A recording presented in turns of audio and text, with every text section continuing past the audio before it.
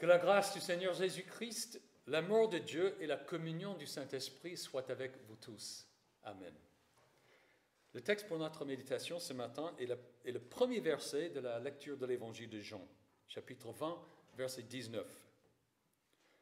Le soir de ce même dimanche, les portes de la maison où les disciples se trouvaient étaient fermées, car ils avaient peur des chefs juifs.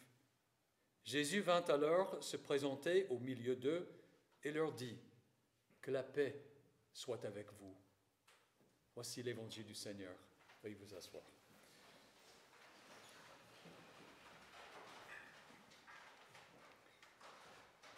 La lecture de l'Évangile de Jean nous situe au soir du jour de la résurrection de Jésus.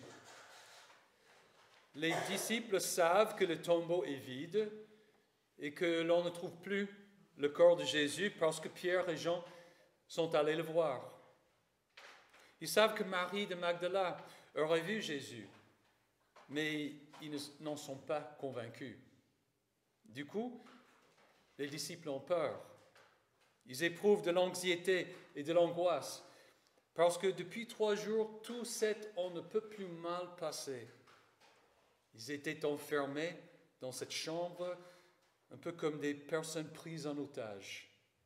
Et il n'y avait aucun signe pour que la situation s'améliore rapidement. Jésus vint alors se présenter au milieu d'eux et leur dit « Que la paix soit avec vous. » En un instant, tout a changé. Le voilà, ressuscité, vivant, parlant, comme Marie l'avait dit. Et Jésus dissipe leur peur par une simple salutation. Que la paix soit avec vous. En fait, ce n'est pas une simple salutation, c'est une bénédiction. C'est une promesse et une mission. Jésus leur transmet un héritage. Il leur lègue la paix. Et par l'intermédiaire de ses disciples, il nous lègue la même paix, la paix de Dieu. La semaine dernière, il y a eu encore pour la énième fois une fusillade aux États-Unis.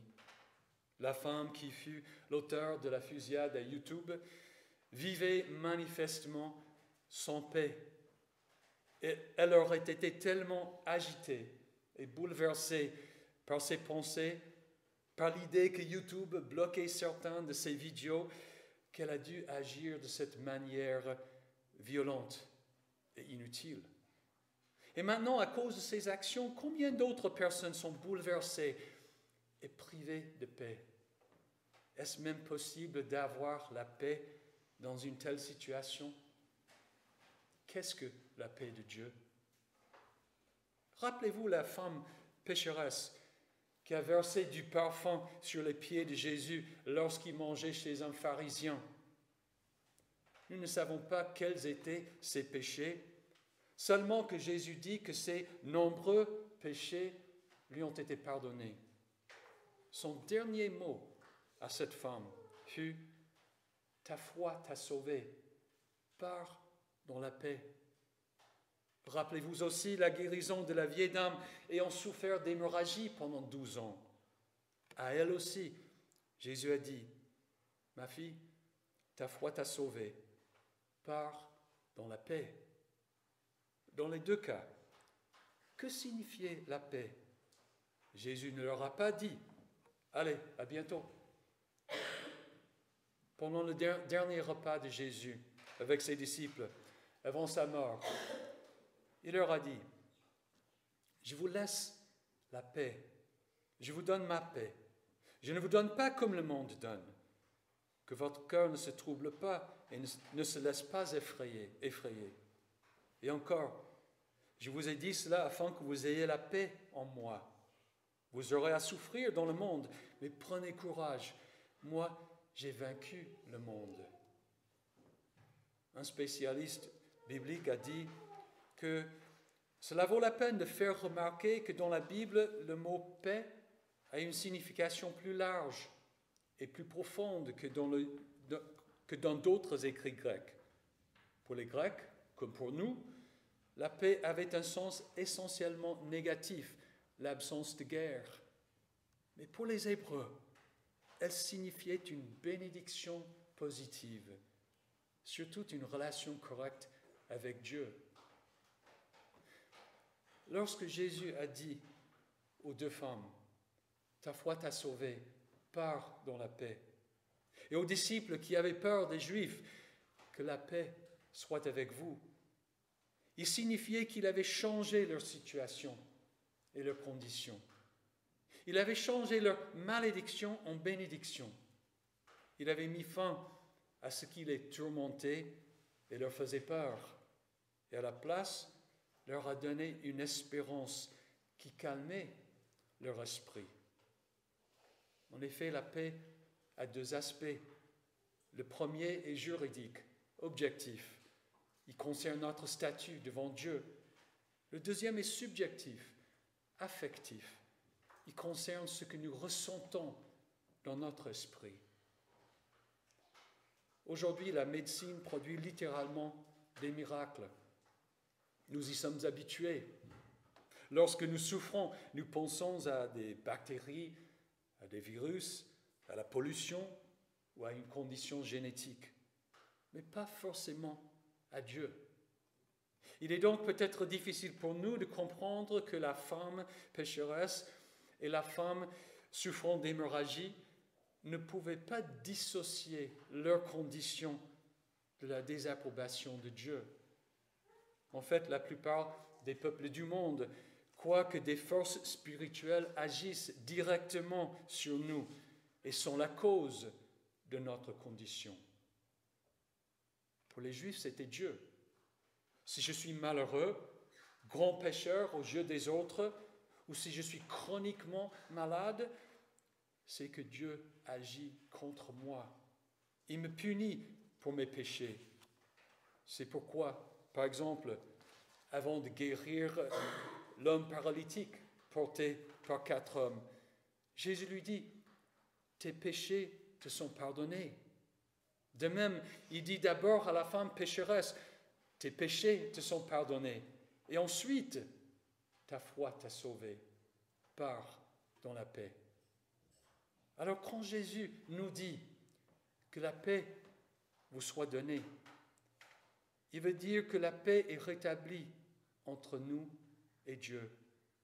Nos péchés sont pardonnés et nous sommes réconciliés avec Dieu. Désormais, à la place de la souffrance, au lieu de craindre sa colère et sa discipline, on peut s'attendre à sa bénédiction et compter sur le fait que Dieu agira en notre faveur. C'était vrai aussi pour les disciples. Ils ne pensaient peut-être pas que Dieu les disciplinait, mais sans doute qu'il les avait abandonnés, comme Jésus sur la croix. Ils avaient cru que Jésus était le Messie et qu'il établirait le royaume de Dieu. Mais il est mort et son corps a été volé. Sera-t-il les prochaines cibles des autorités? Jésus vint alors se présenter au milieu d'eux et leur dit « Que la paix soit avec vous. » Dieu ne les avait pas abandonnés. Au contraire, il les assurait de sa présence et de sa bénédiction. « Que la paix soit avec vous. » Jésus le répète, « Que la paix soit avec vous. Tout comme le Père m'a envoyé, moi aussi je vous envoie. » Après ces paroles, il souffla sur eux et leur dit, « Recevez le Saint-Esprit. » Cette paix, cette présence et bénédiction de Dieu n'allait pas cesser. C'est pourquoi nous pouvons dire que Jésus leur lègue la paix. Il la leur donne en héritage permanent. Et c'est la même paix qui nous lègue. Pas simplement l'absence de guerre ou l'absence de lutte sociale ou d'agitation en général, mais une bénédiction positive, surtout une relation correcte avec Dieu. C'est une bénédiction sur laquelle on peut compter. Cette paix avec Dieu a un effet sur nous. Elle a un aspect subjectif et affectif. Nous la ressentons dans notre esprit. C'est une affaire de confiance. Sur le plan individuel, cette paix assure le calme au sein du trouble dissipe la peur. C'est la paix qui protège le cœur et la pensée contre les assauts de l'anxiété. Prenons l'exemple du prophète Daniel dans la fosse aux lions. Des hommes jaloux de Daniel voulaient le faire périr. Ils ont trompé le roi Darius en le persuadant d'interdire pendant 30 jours qu'on prie tout autre dieu ou homme que le roi. Toute personne qui désobéirait serait jetée vivante dans la fosse aux lions, malgré le complot contre lui. Connaissant parfaitement la menace de mort, Daniel a calmement continué à prier Dieu 3 fois par jour. Le monde autour de Daniel était très agité, mais lui était en paix. Quand on l'a jeté dans la fosse aux lions, il ne craignait rien, parce qu'il savait que Dieu était avec lui et le protégerait. C'est grâce à cette paix, grâce à l'assurance de la présence de Dieu, grâce à une entière confiance en lui, que Jésus nous dit « Recherchez d'abord le royaume et la justice de Dieu, et tout cela vous sera donné en plus. » C'est pourquoi l'apôtre Paul, en prison, ayant déjà connu beaucoup de souffrances dans sa vie, écrivait aux Philippiens « Ne vous inquiétez de rien, mais en toute chose, faites connaître vos besoins à Dieu par des prières et des supplications dans une attitude de reconnaissance. Et la paix de Dieu, qui dépasse tout ce que l'on peut comprendre, gardera votre cœur et vos pensées en Jésus-Christ. » Qu'est-ce qui nous permet d'avoir cette confiance en Dieu? Principalement, c'est la résurrection de Jésus-Christ. Elle est le point culminant de la démonstration de la puissance de Dieu. Elle est l'ultime confirmation de toutes ses promesses. C'est la résurrection de Jésus qui a achevé notre justification. C'est après sa résurrection et son ascension que Jésus envoie le Saint-Esprit. Quand les disciples ont vu Jésus devant eux, ils ne pouvaient pas douter de la pleine signification de sa salutation. Que la paix soit avec vous. La réalité de la résurrection change forcément notre perspective sur la vie, sur notre existence. Même si je subis un grand revers dans ma vie, la fin de mon couple, le décès de mon épouse, d'un parent ou d'un enfant, la perte de mon emploi ou quoi que ce soit. Grâce à la paix du Seigneur, je n'ai pas à déprimer ni à perdre tout espoir. La paix est peut-être le plus grand bénéfice de la foi dans le temps actuel. Elle produit en nous la confiance, la constance, le contentement, la persévérance et la capacité de surmonter les grands obstacles, crises et tragédies de la vie. La paix est le bien-être spirituel. Mais peut-être que ce ne sont pas les souffrances et les difficultés de cette vie qui sont pour nous les plus grandes difficultés, plus grands obstacles. Peut-être que ce sont le succès, la prospérité, la beauté, la renommée. Si tout va bien chez moi, si tous m'adorent, pourquoi me soucier de Dieu? Que m'importe sa paix?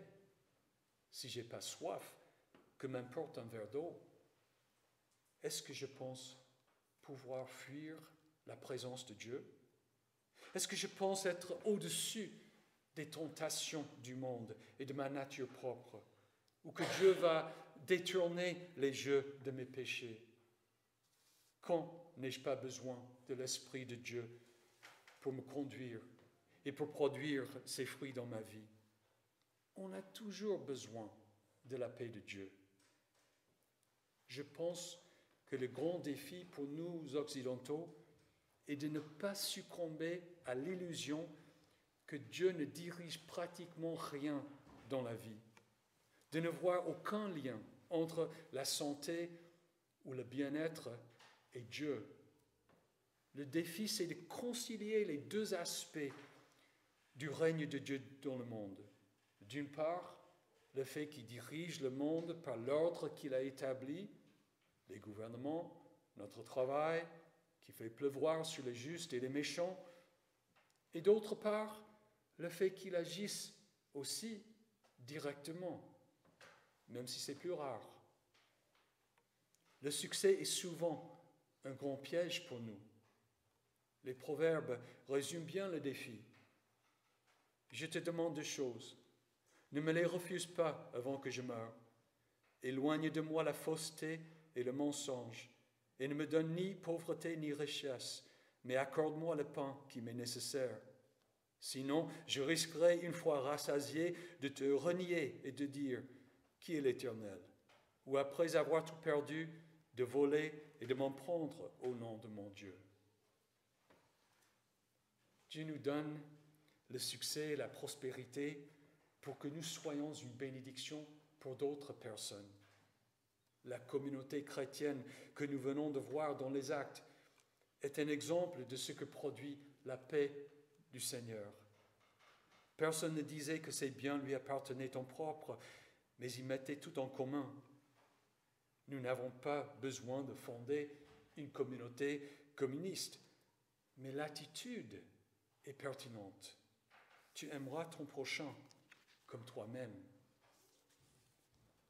Que la paix de Dieu soit avec vous. Jésus veut que nous soyons tous sans anxiété, sans peur dans la vie. Il veut que nous soyons en bonne relation avec Dieu et que la certitude de la présence et de l'accompagnement de Dieu nous donne un esprit calme et assuré. C'est pourquoi il est mort et ressuscité. Il a fait pour nous dire que la paix soit avec vous. Que la paix donc de Dieu, qui dépasse tout ce que l'on peut comprendre, garde votre cœur et vos pensées en Jésus-Christ pour la vie éternelle. Amen.